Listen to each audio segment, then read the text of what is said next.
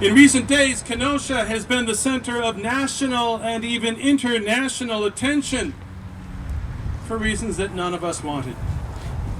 Reporters, activists, vigilantes, politicians, and officials of all sorts have flocked to this city, and they have too often sought to use the unnecessary shooting of Jacob Blake to further their own agendas and to reinforce their particular worldviews. The resulting chaos and violence and conflict and death have only served to shed light on, and in many cases exacerbate, the pre-existing conditions of racism and injustice that have too long, plagued us. We can't be satisfied with paint over plywood and slogans such as Kenosha Strong.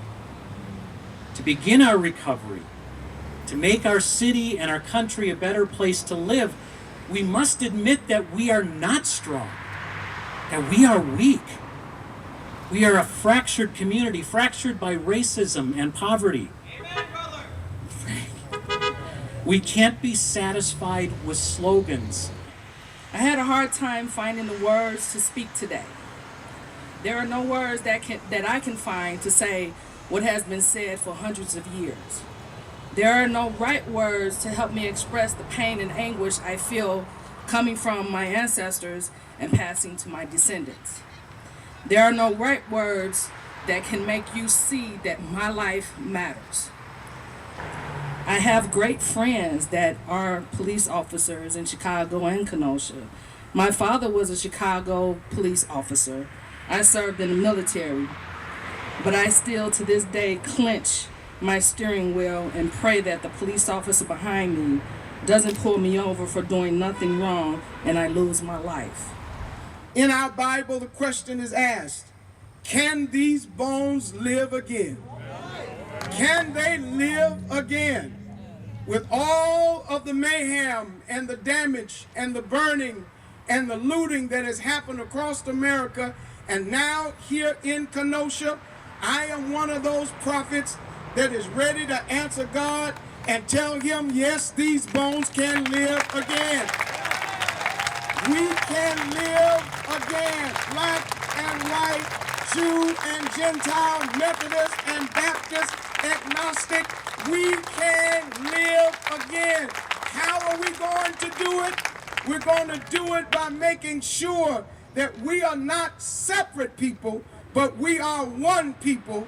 And today, it starts with one people, one God, one spirit, one heart, one direction, one message. We are going to change the heart and conscience of America. God bless you.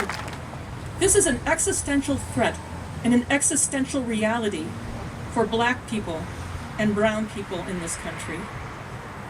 And it must be an existential threat for white people too.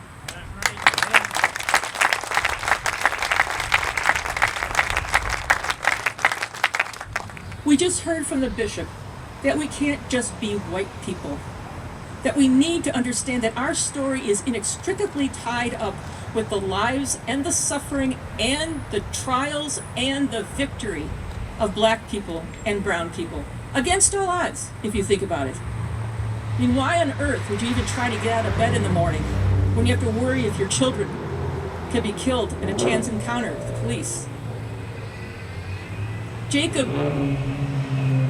ran into some serious wrestling with racism, and he was bloody. And now we fear that he will not be able to walk.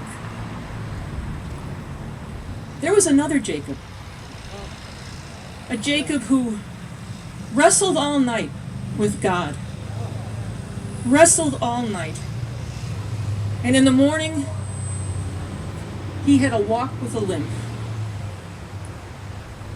That's some wrestling that we need to do, all of us, but particularly my white siblings. It's time for us to put aside our privilege and our power and our position and wrestle with God to such a point that our hip is put out of joint and we limp just as Jacob limps.